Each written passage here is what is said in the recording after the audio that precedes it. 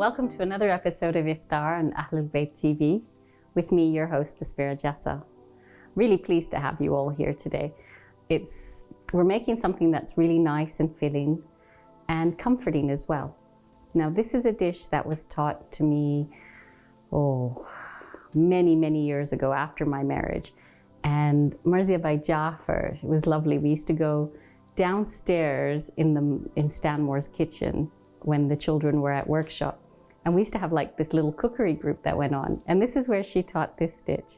So today we're making a kebab roll, followed by a lovely, nice, light salad. So for this dish, we've got 1 kilo of mince. And this is so simple. This is a lovely dish that she had taught years ago. But my mom, every time I go back to Canada, my mom's like, will you make your kebab roll? Will you make your kebab roll? She loves it. It's an all-in-one. So actually, let's just do it all in one. So 1 kilo of mince. I've got 1 cup of breadcrumbs. Now, breadcrumbs doesn't mean you have to actually go and buy breadcrumbs in a tin. Just take your bread, put it through a food processor, put it down in a tray, spread it out, and just leave it to dry. Or you can put it in a very cool oven, in the sense, just put it up a notch and then leave it in there to toast as well. So 1 cup of breadcrumbs. Here I've got 3 big fat spring onions, and I've got 1 onion that's finely chopped. You can use 2 yellow onions that are finely chopped. And if you don't like onion that much, maybe use less. So we've got let's say 2 onions in here, and it all goes straight into this. We're going to add, I've got a handful of mint, and I've got a handful of coriander, which has been chopped, and that's all going in as well. Into that, our seasoning is 1 teaspoon black pepper.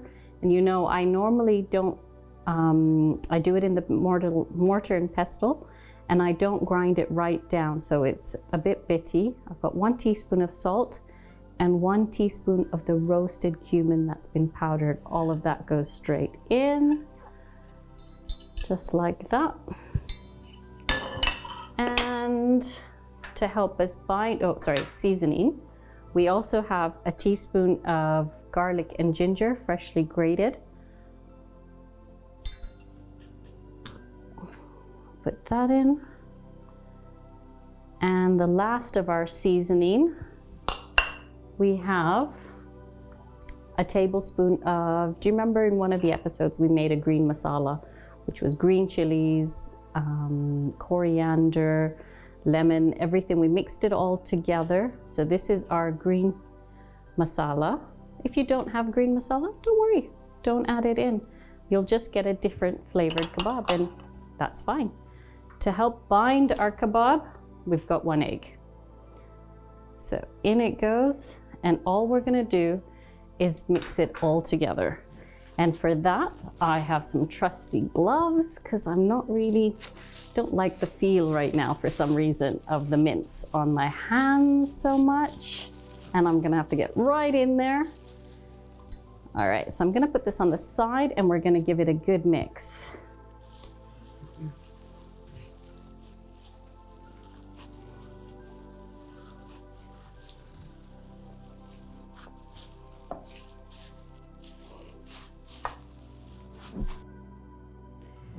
So we've taken our mince mixture and we've put all our things in. We've just binded it together. So I've made 1 sausage shape for you, and here's our second one. So we're gonna divide it into 2 parts, and we wanna keep it together, nice, tight, long kebab. And what we're going to do with this is we're going to cook this in the oven. So in a minute, we'll preheat our oven. If you can make this kebab mixture early in the morning and just leave it in the bowl to infuse flavors, that's really nice. And sometimes what I also do is I get some frozen spinach or fresh spinach, and I just cut it, sweat it down so it removes all the moisture. Or I get frozen spinach and I just squeeze out all the water from the leaf. And I add spinach into this as well. There we go. We've got 2 lovely kebabs. And all we're gonna do is we have sort of like a round sausage shape. We're going to bake these in the oven for 45 minutes. And I'm gonna show you the bread dough that's gonna go on the outside as well. I hope you were with me on the last time when we binded dough. So all I've done is, remember, make the yeast mixture first, feed it with the sugar and a bit of flour, leave it in warm water, and let the yeast grow. And then we added in the flour. On top of that, we put the salt because we don't want the yeast and the salt to mix because it will kill our yeast. And then the only difference is this time when I was binding my dough, I didn't just use warm water. So for this dough, I made a mix of cold milk from the fridge, and I topped it up with boiling water from the kettle. So I had half milk, half water. So once we have binded our dough, you can see that it's rising really beautifully. We're going to cover it and leave it for a little bit longer until our kebabs are done. Then we're going to get it out. We're going to take all the air out, and we're going to roll it into 2 logs to roll our kebabs in. Okay, let's leave this covered so it doesn't dry out for a little bit longer.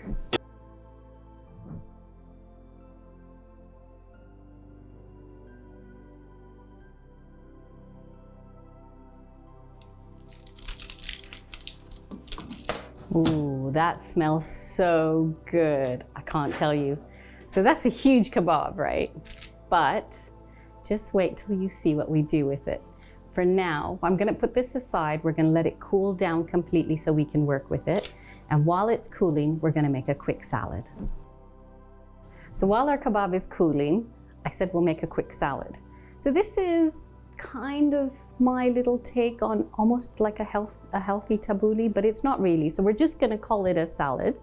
For this salad, I have, in my bowl already, I have a bag of mixed leaves. So different, whichever bag you want to use, a bag of mixed leaves. And in this pot, I have made half a cup of quinoa. And all I've done to the quinoa, I've used half a cup.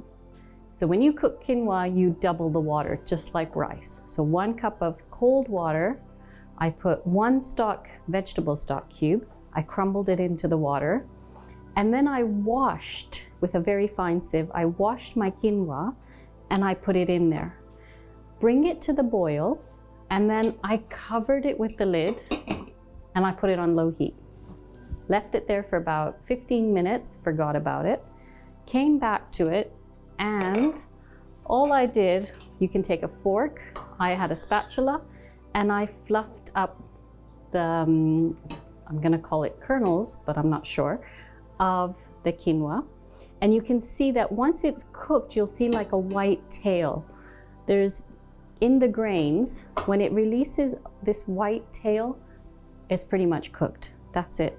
Now, quinoa is a really good, healthy grain. It contains protein. It's really healthy. It doesn't have gluten, and it fills you up.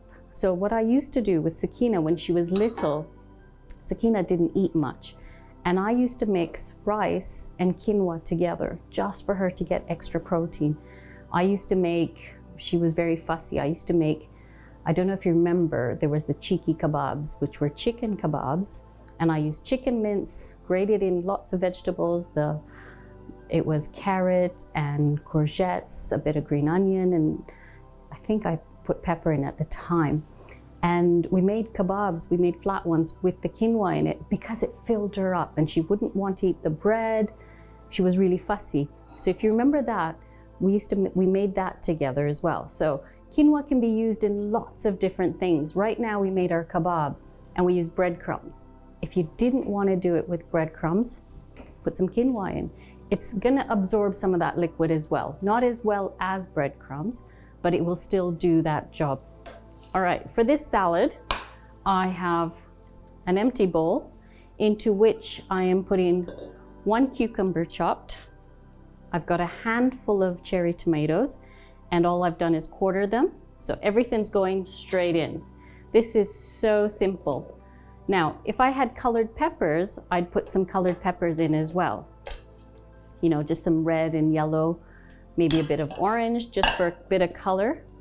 But it's a salad, anything goes. Again, into this I've got some spring onion. So I'm putting in 2 spring onions.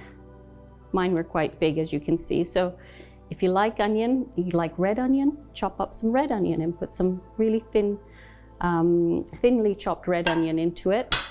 And into this is going to go a big, well, I say 1 bunch, but a finely chopped parsley. And I've just got a handful of mint, so I'm just going to put a handful in. It's a very versatile salad. It's about whatever you would like to put into it. This is just a guideline, but if you want to put more, if I had more parsley, I would put a lot more parsley into this. And Sukaina likes this, and she kind of, if I chopped it up a lot finer, she kind of calls it like her tabbouleh. And into this, we're gonna put quinoa. Now, at this stage, I could mix everything up, and let's see if we want to use all of that quinoa. So we mix it up. At this stage, you can leave it like this mixed up in the fridge, and it's not going to go bad. But once you put the dressing on, remember the salad is going to go limp, the parsley will get limp. This way, it's still very fresh. So if I wanted to prepare in advance, I could do this and leave it like that in the fridge, and just put the dressing on maybe 10 minutes, 15 minutes before it's going to go to the table. You could even do this for like school lunches, and then have like a bit of the salad and just put the dressing on in the morning. So you have a bowl ready at night, just put a bit of dressing in the morning for, you know, the portion that you want to give to your child. Have a bit of hummus on the side, some crudettes, maybe some pita bread cut into slices. It makes a really exciting lunch for them as well. So you can imagine if we had put in the yellow and the orange peppers, how lovely and colorful it would seem. Now, we've mixed it up and we're gonna make a dressing. So you can see, I didn't use all the quinoa. So now I have the quinoa to use for something else. And sometimes, you know, you can just put a spoon into it and just eat it as it is. Or have it, instead of rice, have it with whatever curry you're eating. It's really refreshing, it's really nice. You've got to try it if you haven't already. Okay, so we're gonna move this aside and we're gonna make a quick dressing. And what I like to do is just grab a jar, any empty jar, it doesn't matter what it is, but our dressing is very simple. So if you have 1 part lemon, so I've got 1 whole lemon squeezed, it was a very big one. So 1 part lemon, and we'll do 2 parts of olive oil. So that was almost half of this glass. And there we go, fantastic, perfect. So 2 parts olive oil. And this dressing will sit in the fridge. It won't go bad, and I can use it for a week for any other salad. 1 clove of garlic. That gives a lot of flavor. And quinoa, whatever dressing you tend to put in, while it sits there, you'll notice that quinoa absorbs a lot of your dressing, a lot of the flavor. So you need to have a strong flavored dressing to go with this. I'll just move this on the side. And here I have 1 full heaped teaspoon of black pepper, and I've got 3/4 of a teaspoon of salt. And again, that goes straight in. Instead of putting sugar into my dressing, I've got a bit of honey. So I'm just gonna put in like a teaspoon. I love it. You know, when you tell the children, and my daughter would call up and say, "Mom, how much do I put?" And I'll say, "Just a little bit." And she's like, "What's a little bit?" You can see I've just done a small drizzle. So about a teaspoon of honey. And sometimes I like to change the dressing around. So instead of lemon juice, I'd use a little bit of lemon, but I'd use orange juice. And that makes the dressing completely taste different. Nice citrusy dressing. All right, give it a good shake, and that's it. Dressing is ready. So you could also then add in a little bit of balsamic vinegar if you wanted. So cut down on the lemon juice and add some balsamic vinegar, and you've got a different kind of dressing.